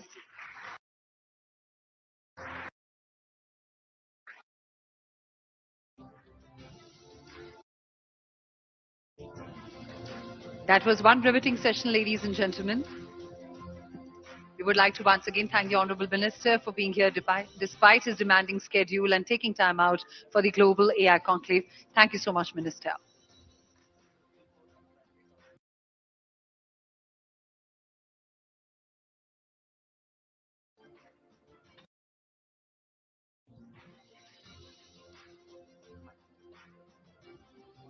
Can we see the Honorable Minister off with a huge round of applause, ladies and gentlemen?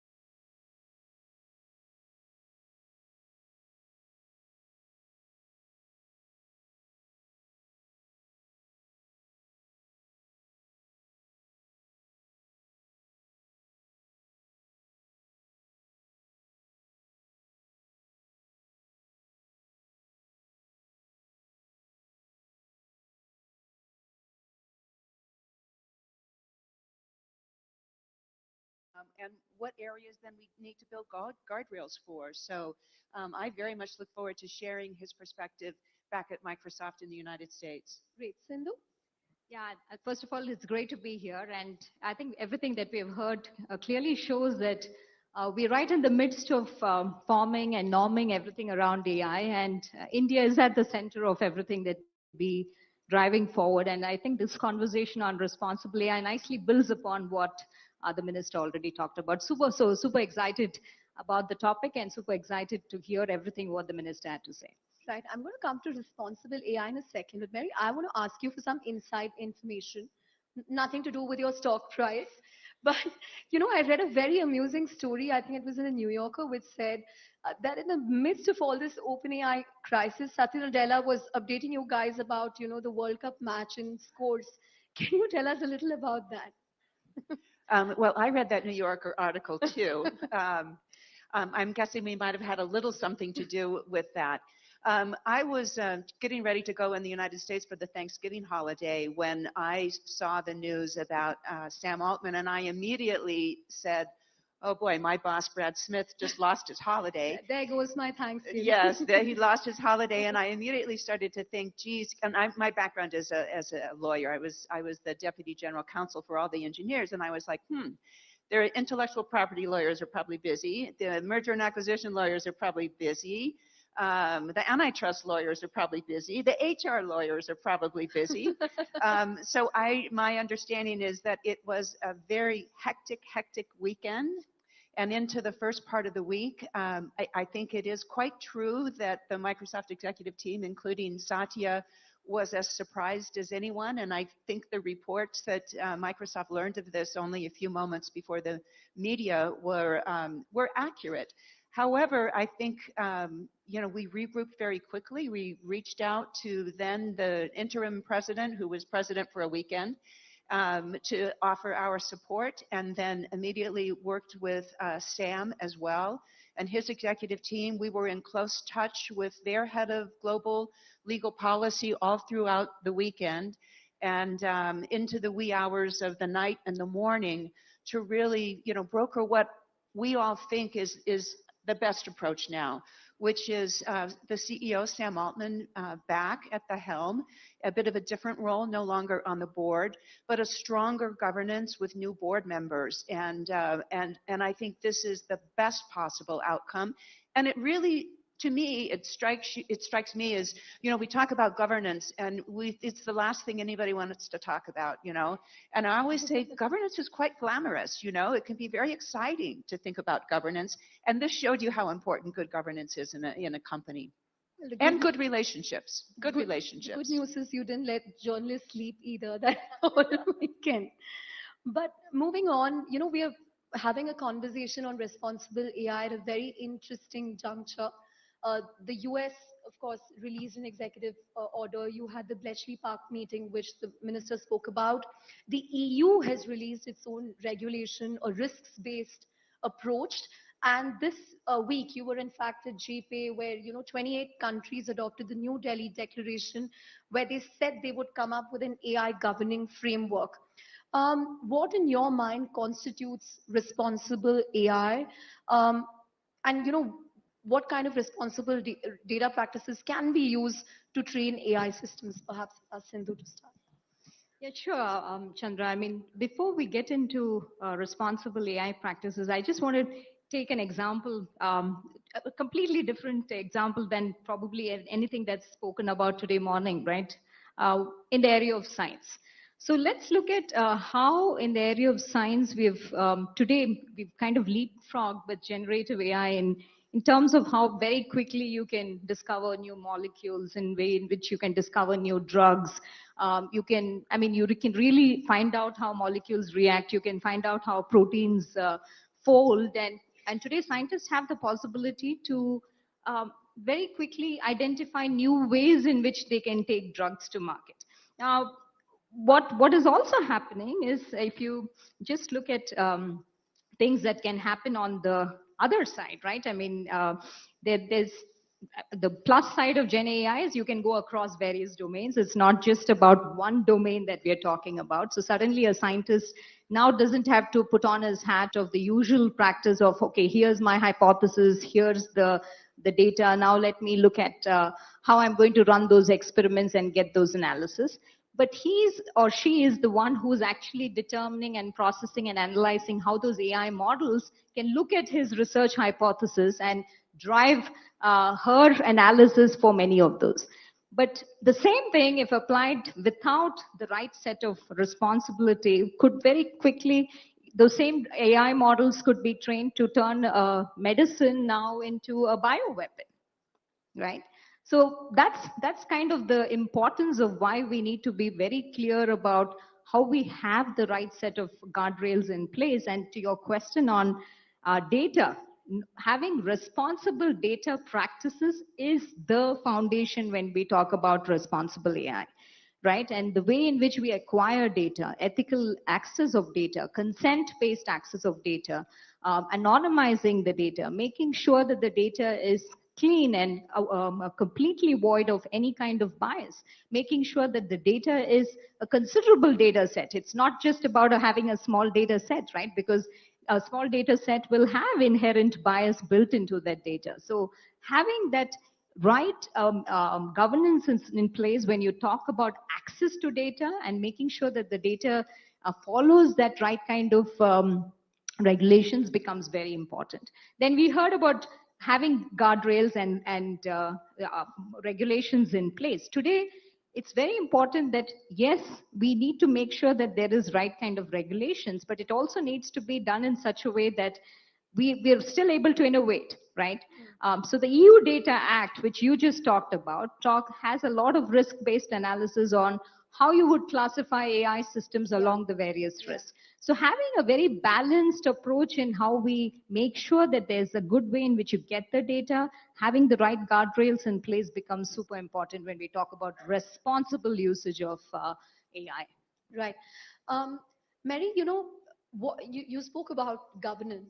Now, what oversight processes, review boards, or other governance mechanisms do companies need to have in place to align AI systems with the broader interests of humanity? It's really a great question. I'm glad you asked. I think you first start out with principles, and the principles related to fairness, inclusivity, ensuring that the systems are safe, transparency, accountability. Then you click down a layer below that and think about how then you build these systems. And in our case, and I'm sure some of the other companies are doing something similar, we started this work 6 or 7 years ago. We created a committee made up of the highest level of executives in the company to review our use cases of how we were using artificial intelligence. 4 years ago, we then created an office within the legal organization, and we have AI champions throughout our engineering team to, in each case, identify the impact of the use of the artificial intelligence in our product, to identify whether the technology is fit for the purpose that we want it to be, to identify risks, to try to mitigate them. In those cases where the use is sensitive, in other words, if it could cause a harm to the legal rights of an individual, if it could cause physical or psychological harm, if it could cause harm to fundamental human rights, then that particular assessment comes in for a very iterative, manual, side-by-side process with our Office of Responsible AI, which is composed of people from many different backgrounds and many different diverse perspectives in life to ensure that that sensitive use case is actually does what it says it should. From there, we actually have been talking a lot about governance of AI in a regulatory perspective. I don't know if you want me to talk a bit about that right now. Sure. But we actually have been strong proponents for regulation, believing that regulation can spark innovation in certain cases, and that regulation can ensure safety. I got on an airplane, obviously, to come here from Seattle, and the thought of just sort of getting on a plane, closing the door, not getting off for 16 hours, ensuring that the pilot was going to be there, that it was going to be automated, but land, that does not come about without some regulation. That comes about with a lot of standards processes internationally, with government working with the private sector to create that. So first and foremost, we believe that humans really need to be in the middle of things that address critical infrastructure. We think it's really important that we look at the standards and frameworks already in existence in India, in the United States, in order to do this. It's important to go granular, as the minister said, and get into some of the regulatory frameworks, potentially sector by sector. We know we need to work with academic institutions and nonprofits, and we know that we need to also focus on societal good.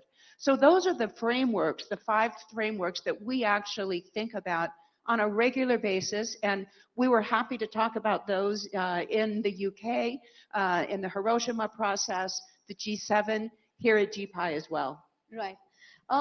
Sindhu, how are enterprises working to address, potential biases in training data and building inclusive systems? If I just put on my SAP hat for a bit, Chandra, I mean, we are running the world's largest enterprises as well as the smallest and the mid-sized enterprises. 87% of the world's business transactions go through an SAP system, right? 99 of the top companies in the world run on SAP. 97 of the greenest companies in the world run on SAP. How do you know all this by heart? Because we do that every day, day in, day out, right? I mean, if I just look at the India context, Chandra, 8 out of the 10 cars that are on the India roads, are manufactured by SAP's customers. Now, the reason I'm telling you all these data points is only because the trust that these customers have on SAP to enable them to run at their best, to enable them to deliver at their best, comes with a lot of responsibility for SAP, right?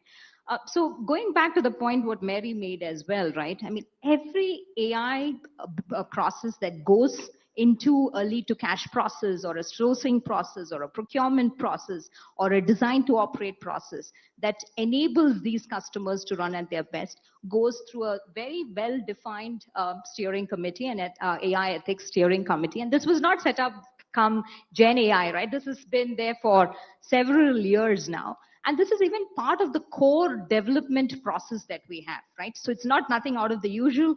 Like in the anybody who's in core development knows you have a design principle. You have to follow that design principle. It's part of the core development. And this is very much ingrained into how we develop, build those AI processes, deploy and use those AI processes. And the whole point, what you mentioned as well, Mary, is about the whole interpretability of the data. So for us, it's very important at any point of time, depending on what is the priority of those use cases and the kind of risks that those use cases have, and we categorize them, the level of transparency that we give, having a human in the loop, right?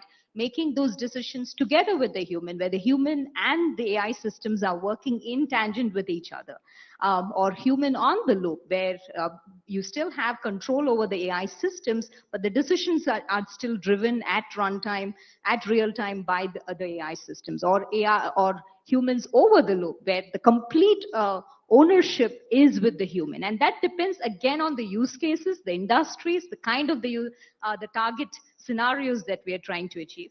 And having this part of the core process becomes very important. The second piece that I think is also very important is getting our people, because I mean, of course, we have very diverse set of developers working across different parts of the world, and making sure our developers understand and having a very ingrained process in how we build up the skills of our developers across understanding what does it mean? What does it mean when we decide for a particular scenario and go out with it?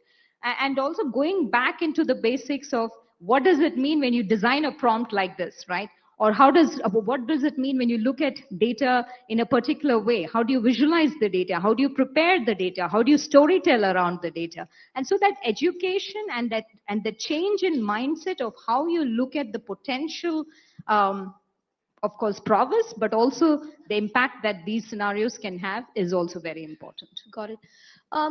Do you believe there can be a global consensus on responsible AI and building guardrails? And if yes, can that really translate to an interoperable legislation? I think we are on the path to do that. I really do. And I think And we are. will that include China? Sorry? Will that include China? Ha. You know, this is, we heard the Prime Minister's point of view around China. I guess what I would say is responsible nations need to move forward no matter what. And need to continue to bring others in no matter what. And I think that's how we think about it, and that's why we are very involved in the Hiroshima process, in the Bletchley process. We think that we are getting alignment among these various processes. We do need to go granular, more granular than we are today. But because there may be an outlier does not mean we all need to put our heads in the sand about what we need to do. Right. This question is for both of you. Are there any learnings that the Indian government can take from, say, the EU Act, the US, or the, what other countries are doing? Because we don't have a regulation as yet, but is there something that the Indian government can learn from? As the government has said, they prefer a light touch approach, but what can they learn from other geographies? Yeah, if you just look at the EU Act for AI, right?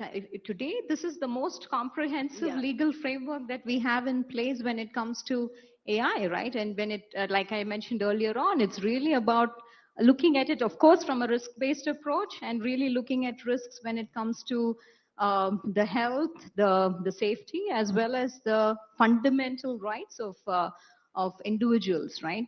And of course, if you just look at the EU regulation, because I mean, as SAP, German headquarters, we are very much part of those conversations as well. So it's really about not having extremely rigid rules in place as it's sometimes kind of seen, but it's really, again, based on the classification of, again, going back into those very specific use cases. And if the use cases are, of course, going into a risk level where it's unacceptable, then of course you can't deploy those AI use cases in Europe.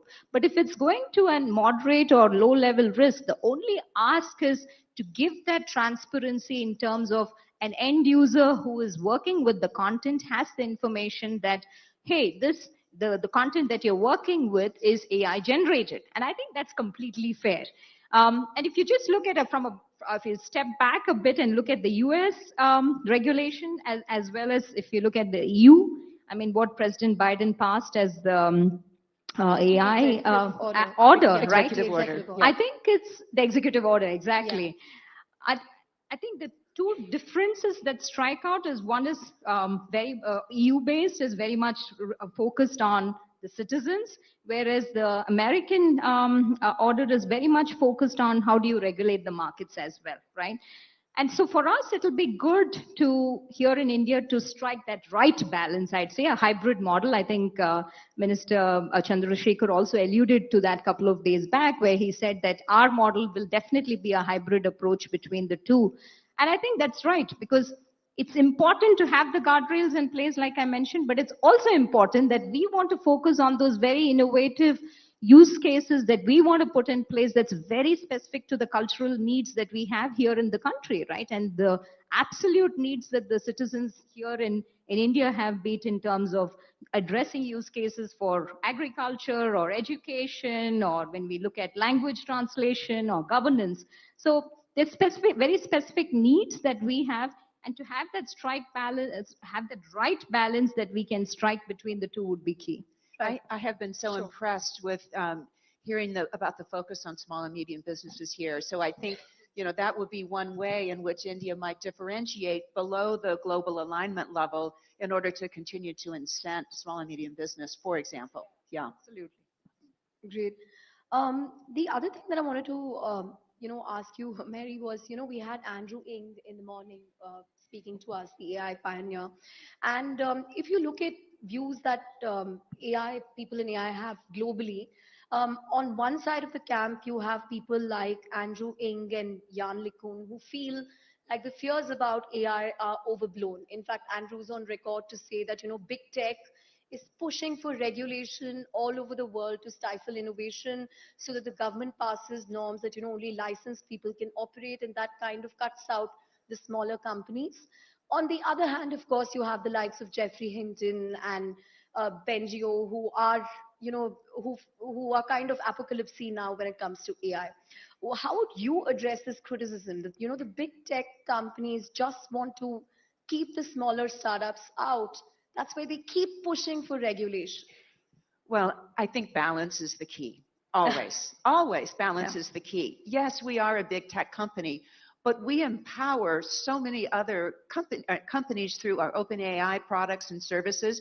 I mean, we have the notion is that it is a platform where others can come, test their models on our Azure data services, and build their own companies. I mean, we are, at its heart, a company that strives to support others and other enterprises. We are not that, although there were times in our history where we wanted to be a big consumer company, but we are at heart an enterprise company helping other companies. Right. On that note, I'm afraid we are out of time, but Sindhu and Mary, thank you very much for speaking to us on responsible AI at the Global AI Conclave. Thank you. Thanks so much.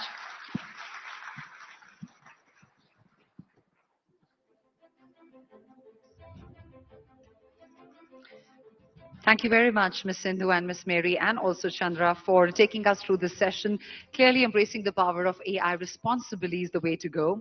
Now, moving forward, ladies and gentlemen, our guests are helping us guide through this world of AI with great knowledge and insights.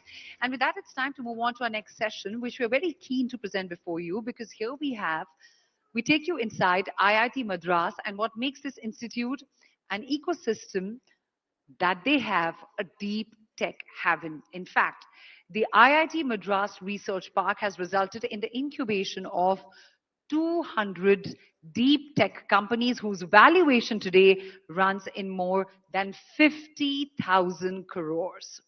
Well, to discuss what it takes to build such an ecosystem with such deep tech culture in campuses and transition to an intelligent economy, please join me as I welcome onto the stage Ashok Jhunjhunwala, the founder president of IIT Madras Research Park. And to drive this conversation forward, please join me inviting onto the stage Umakant Soni, Chairman, AI Foundry.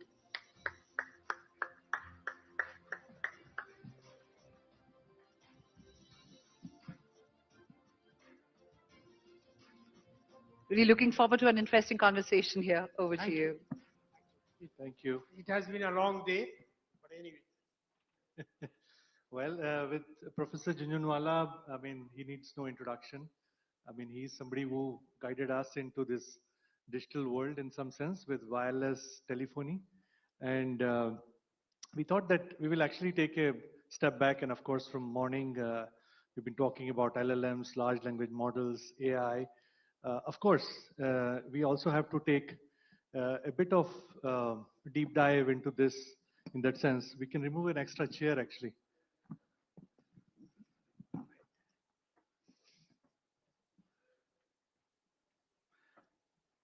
So I actually have spent almost 15 years in AI space.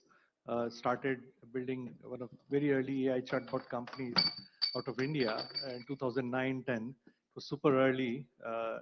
Then I've spent quite a bit of time investing. So I've invested, supported around 19 plus AI companies. And even after 15 years, I just feel that with these LLMs, we're just getting started. By 2030, we are going to have, I mean, each one of us is probably going to have a personalized digital and a physical bot. And that's the kind of change that we are going to undergo. If I were to look back, in 1975, we had to 1 billion places with rail, with road, with flight, with water. And we could sell the excess production of one place to another. And we used to call that industrial economy. When Sir started with the digital telephony, wireless telephony, we got ushered into this era of what we call as the knowledge economy, where we could sell excess knowledge of one person to another. And by 2009, we had connected up to 1 billion people with that. By 2030, we will be connecting 7.5 billion people with 30 billion plus machines. And we're going to call that an intelligence economy. And it's going to add $15.7 trillion of new economic value. And I heard today in the morning that India is going to get $1.5 trillion out of that. So it's a large number. So I wanted to actually start by asking Professor Ashok Jhunjhunwala that, when you started, I mean, one Why did you actually, start on this journey of wireless telephony? I mean, what was the insight? And of course, we were discussing this over dinner yesterday night, and I would love to hear it from you. Yeah, I'll tell you a couple of stories and how it started. I came back to India. I was in IIT Kanpur, went to US, came back to India in 1981, went to IIT Madras, wanted a telephone at my home. My parents